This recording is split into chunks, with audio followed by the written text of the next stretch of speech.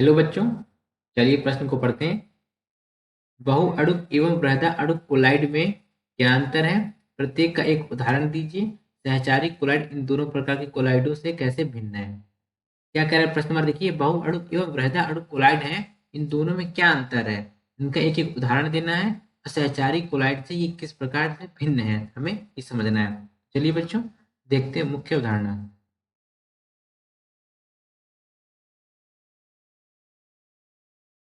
मुख्य अवधारणा।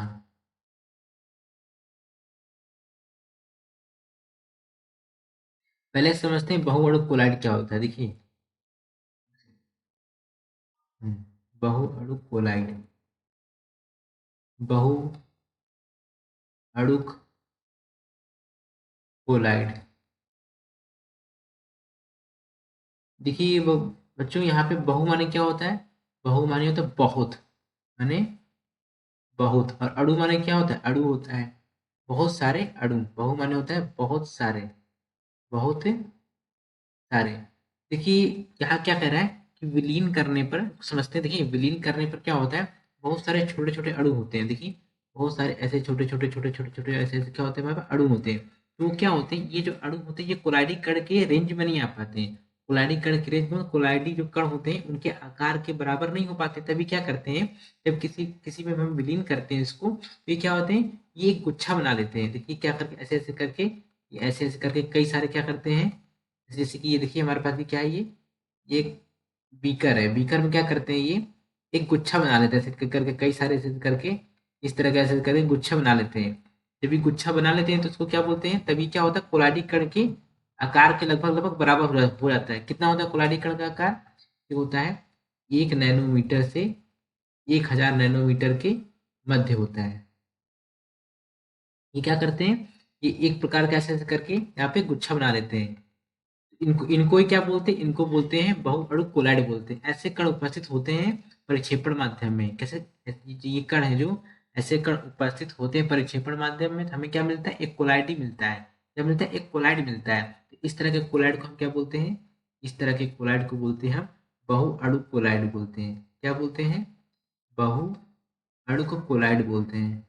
बहुअणुक कोलाइड इसको ही बोलते हैं। क्या बोलते? देखिए, विलीन करने पर बहुत सारे छोटे-छोटे अणु होते हैं। ये देखिए, ये मैंने बताया ना, बहुत सारे छोटे-छोटे अणु हैं। तो ये क्या होता है, कोलाइडी कण के आकार में नहीं आ पाते। तो ये क्या करते हैं, जब इनको किसी में विलीन किया जाता है तो ऐसे क्या करते हैं, गुच्छे बना लेते हैं। ये देखिए, ऐसे-ऐसे करके कई सारे ये इस तरह के गुच्छे बना, जब गुच्छे बना लेते हैं तो इनका जो आकार होता है, तो किसके आकार के बराबर आ जाता है? कोलाइडी कण के आकार के बराबर आ जाता है। तो इन्हीं कणों को हम क्या बोलते हैं? बहुअणुक कोलाइड बोलते हैं। ऐसे कोलाइड को क्या बोलते हैं? बहुअणुक कोलाइड बोलते हैं। चलिए बच्चों, अब देखते हैं बृहदाअणु। बृहदाअणुक कोलाइड क्या होता है? बृहदाअणुक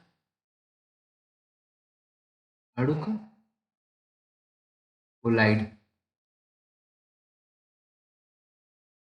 बृहदाअणुक कोलाइड। बृहदाअणुक कोलाइड बताने से पहले मैं यहाँ पर इसके कुछ उदाहरण देता हूँ। बहुअणुक कोलाइड के क्या होते हैं? देखिए, बहुअणुक कोलाइड का हमारा उदाहरण हो जाएगा गोल्ड सॉल्व। क्या हो जाएगा? Gold solve. गोल्ड सॉल्व में क्या होता है, कई सारे छोटे छोटे पार्टिकल माने अणु होते हैं, परमाणु होते हैं, अणु होते हैं, क्या होते हैं? गोल्ड में होते हैं। तो कई सारे छोटे छोटे पार्टिकल्स होते हैं, वो मिलके कई क्या बनाते हैं? गोल्ड सॉल्व बनाते हैं। और हमारा क्या हो जाएगा? हमारा हो जाएगा सल्फर सॉल्व। कौन सा सॉल्व बच्चों? Sulphur solve. सल्फर सॉल्व में कितने कितने, देखिए सल्फर सॉल्व क्या होता है, कई सारे एसिड जोड़ते हैं। कौन से अणु होते हैं? एस8 अणु होते हैं। कई सारे एसिड अणु मिलकर क्या बनाते हैं? सल्फर सॉल्व बनाते हैं। लगभग ही 1000 से अधिक होते हैं। कितने से होते हैं? 1000 से अधिक एसिड अणु होते हैं, तब वो जाकर क्या बनाते हैं? हमारे सल्फर सॉल्व बनाते हैं। 1000 से अधिक अणु होते हैं, 1000 से अधिक। देखिए, अब देखते हैं बृहदा और कुरान। बृहदा माने क्या होता है? बृहदा माने होता है बड़ा। बड़ा। अणु क्या होते हैं? अणु माने अणु हो गया। देखिए, बृहदा माने होता है बड़ा। जैसे कि हमारे पास देखिए, बृहदा अणु में जैसे कि उदाहरण देखते हैं, पहले समझते हैं। यहाँ पे उदाहरण हो जाएगा हमारा, इसका उदाहरण हो जाएगा जैसे कि देखिए, अपना अपना स्टार्च हो गया। क्या हो गया? स्टार्च हो गया। सेलुलोज हो गया। क्या हो गया? सेलुलोज हो गया। और क्या हो गया, प्रोटीन हो गया। ये हमारे क्या है, ये हमारे हैं प्राकृतिक। कैसे ये कोलाइड है, प्राकृतिक कोलाइड। अब मानव मानव निर्मित कौन से होते हैं, मानव निर्मित होते हैं हमारा प्लास्टिक हो गया। क्या हो गया, प्लास्टिक हो गया, नायलॉन हो गया, प्लास्टिक हो गया, और क्या हो गया, नायलॉन हो गया, और भी कई सारे। तो देखिए क्या होता है, ऐसा कोलाइडी कण जिनके अणुओं का आकार कोलाइडी सीमा में होता है, मतलब इन्हें कुछ करने की जरूरत नहीं होती है। देखिए ये क्या है, पहले से ही कोलाइडी कण की रेंज में आते हैं। कोलाइडी कण के आकार में देखिए ये क्या है, किसी विलयन में विलीन करने पर या किसी में विलीन करने पर क्या होते हैं, इनके जो कण का जो आकार होता है वो कितना होता है, वो 1 नैनोमीटर से 1000 नैनोमीटर के मध्य होता है। मतलब इन्हें क्या होते हैं, इन्हें क्या होते हैं, बहु अणु की तरह इन्हें गुच्छे बनाने की जरूरत नहीं होती है।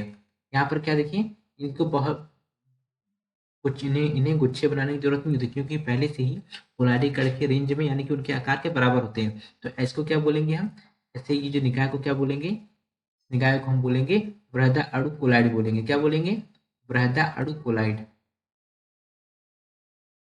बृहदा अणु कोलाइड। क्या समझा हमने यहाँ पे, ऐसे कोलाइडीकरण जिनके अणुओं का आकार कोलाइडी सीमा में होता है। कोलाइडी सीमा कितनी होती है, 1 नैनोमीटर से 1000 नैनोमीटर के मध्य होता है। इस ऐसे अणु को क्या बोलेंगे, ऐसे अणु को बोलेंगे हम, या ऐसे निकाय को क्या बोलेंगे, बृहदा अणु कोलाइड कहते हैं। क्या कहते हैं, बृहदा अणु कोलाइड कण होते हैं। ये कैसे होते हैं बच्चों, ये स्थायी होते हैं। ये क्या होते हैं, ये स्थायी होते हैं। और इनका क्या है, वास्तविक विलयन देखिए, इनका वास्तविक विलयन, वास्तविक विलयन के लगभग बराबर होता है। कौन, बृहदा अणु कोलाइड। तो काफी सारे बिंदु होते हैं, काफी सारे पॉइंट्स होते हैं जो इन दोनों के लगभग लगभग लगभग बराबर होते हैं। ऐसा नहीं कि पूरा बराबर, लगभग लगभग बराबर होते हैं ये। तो क्या बताया मैंने यहाँ पे, देखिए बच्चों, ये स्थायी होते हैं और क्या होते हैं, देखिए ये क्या है, ये स्थायी है, और ये क्या है, वास्तविक विलयन और वृहदा अणु कोलाइड लगभग लगभग बराबर होते हैं। ये हमारा हो गया वृहदा अणु कोलाइड। और देखिए मैंने यहाँ पर इसको एग्जाम यहाँ पे उदाहरण दे दिया। अब हम देखते हैं कि देखिए क्या कह रहा है प्रश्न हमारा, सहचारी कोलाइड क्या होता है और इन दोनों प्रकार कोलाइड से कैसे भिन्न है। चलिए बच्चों यहाँ पर देखते हैं सहचारी कोलाइड। सहचारी कोलाइड, सहचारी कोलाइड, इसी मुझे याद देखिए, ये थोड़ा सा, हाँ, सहचारी कोलाइड, ऐसा कोलाइड, हाँ, ऐसा कोलाइड,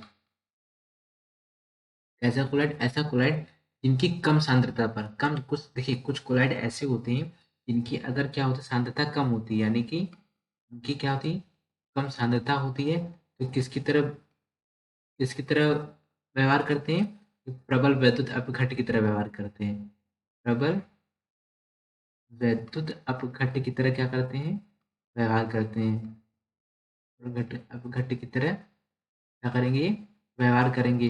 यानी देखिए ऐसा कोलाइड कम सांद्रता, कम सांद्रता मतलब विलेय की सांद्रता कम है, विलेय की सांद्रता कम है तो कैसा व्यवहार करें, प्रबल वैद्युत अपघट्ट की तरह व्यवहार करें। लेकिन जब हम क्या करते हैं, इनकी सांद्रता बढ़ा देते हैं, इनकी क्या करते हैं, विलेय की सांद्रता बढ़ा बढ़ा देती है, तो क्या होता है, ये छोटे जो जो कोलाइड जो इनके क्या होते हैं, जो कण होते हैं, जो कोलाइड होते हैं छोटे छोटे, यहाँ पे देखिए ये जो छोटे, इसलिए हाँ, जो छोटे छोटे कण होते हैं, छोटे छोटे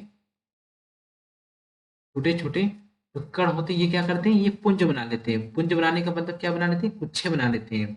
इस तरह के गुच्छे देखिए ऐसे, ये ऐसे ऐसे करके क्या बोलते हैं, ये कई सारे ऐसे करके गुच्छे बना लेते हैं। इन्हीं क्या बोलते हैं, इन्हीं बोलते हैं हम मिसेल बोलते हैं। क्या बोलते हैं बच्चों, मिसेल, यानी कि सहकारी कोलाइड, इन्हीं के ही बोलते हैं। क्या बोलते हैं, इन्हीं हम बोलते हैं मिसेल बोलते हैं, और इन्हीं को ही बोलते हैं सहचारी कोलाइड बोलते हैं, या सहचारी कोलाइड बोलते हैं, या सहचारी कोलाइड बोलते हैं।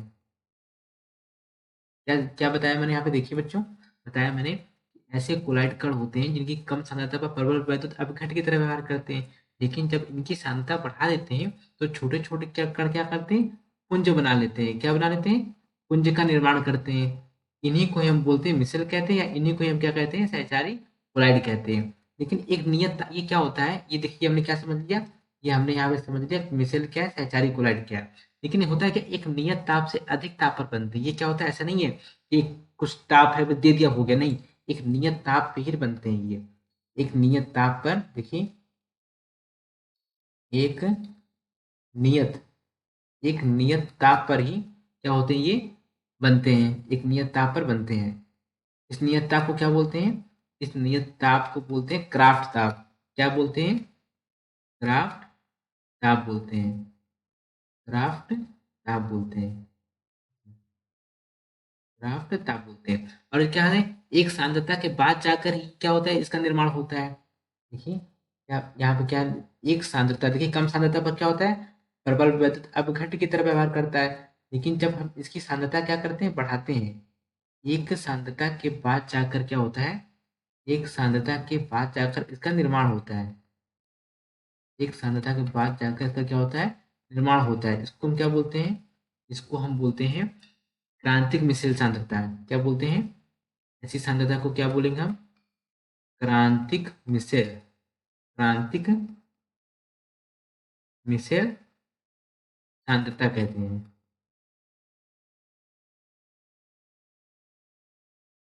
ये तो क्या हमारा हो गया, क्रांतिक मिश्र सांद्रता बोलते हैं। लेकिन जब इसको तनु कर देते हैं, यानी कि इसमें क्या करते हैं, विलायक की मात्रा बढ़ा देते हैं, इसमें ज्यादा विलायक हो जाता है, तो ये क्या होता है, ये हमारा जो मिश्रण होता है ये क्या टूट जाता है।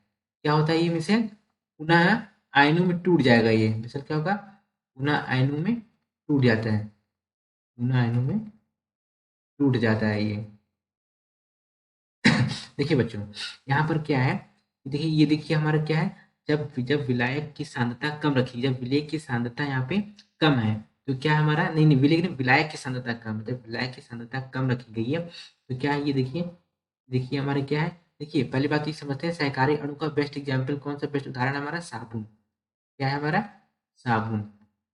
साबुन में देखिए, साबुन का केमिकल रासायनिक सूत्र क्या होता है, RCOO, RCOO- और Na+। ये वाला पार्ट क्या होता है, ये वाला हमारा पार्ट होता है, देखिए जब हम इसको डालेंगे पानी में तो हमारा क्या बन जाएगा, देखिए RCOO- और Na+ में क्या होगा, विद्युत होगा। लेकिन जब RCOO का स्ट्रक्चर देखते हैं, देखिए कैसे होगा ये RCOO का, ये देखिए 1 2 3 4 5 6 7 8 9 10 11 12 13 14 15 16 17, देखिए COO और O-, ये देखिए ये वाला पार्ट हमारा क्या है, इस वाले हम भाग को बोलते हैं अग्रभाग बोलते हैं। क्या बोलते हैं बच्चों, इसको हम अग्रभाग बोलते हैं। और इसको क्या बोलते हैं, इसको हम पश्च भाग बोलते हैं, यानी पुच्छ बोलते हैं, पुच्छ बोलते हैं। ये हमारा कौन सा पार्ट, ये हमारा ध्रुवी भाग है। कौन सा भाग है, ध्रुवी भाग। और ये हमारा कौन सा भाग है, अध्रुवी भाग है। जो ये अध्रुवी भाग होता है, ये क्या होता है हमारा, ये हमारा होता है द्रव विरागी। द्रव विरागी मतलब कि जो पानी को हीट करता है, द्रव विरागी।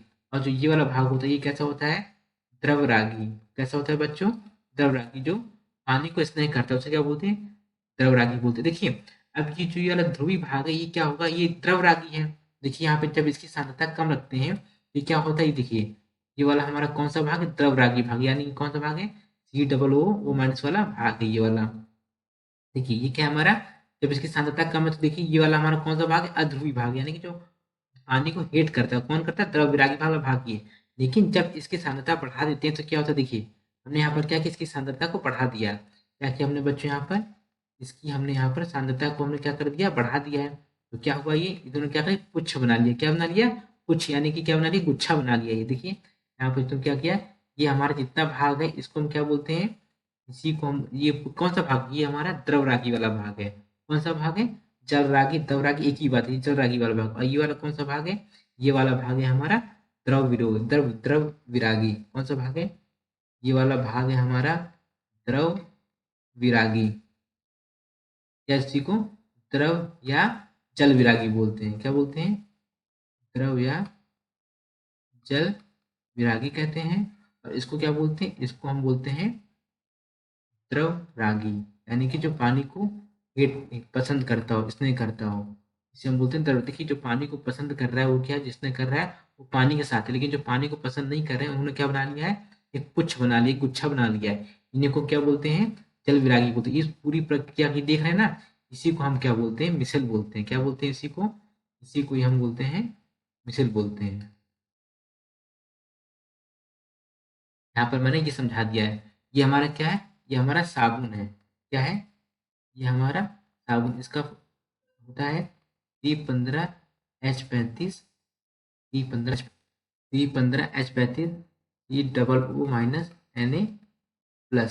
देखिए ये हमारे पास 15 नहीं होता, ये 17 होता है बच्चों। कितना होता है ये, 17 होता है। यहाँ पे हमने कितने लिए, 1 2 3 4 5 6 7 8 9 10 11 12 13 14 15। साबुन का फॉर्मूला का सूत्र क्या होता है, C17H35 COO- Na+ होता है। और हमारा इसका एक बेस्ट उदाहरण क्या है, साबुन और अपमार्जक।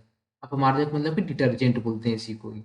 ये हमारा सहकारी अणु का मिसल का बेस्ट उदाहरण है। आशा करते हैं आपको समझ आया होगा। धन्यवाद।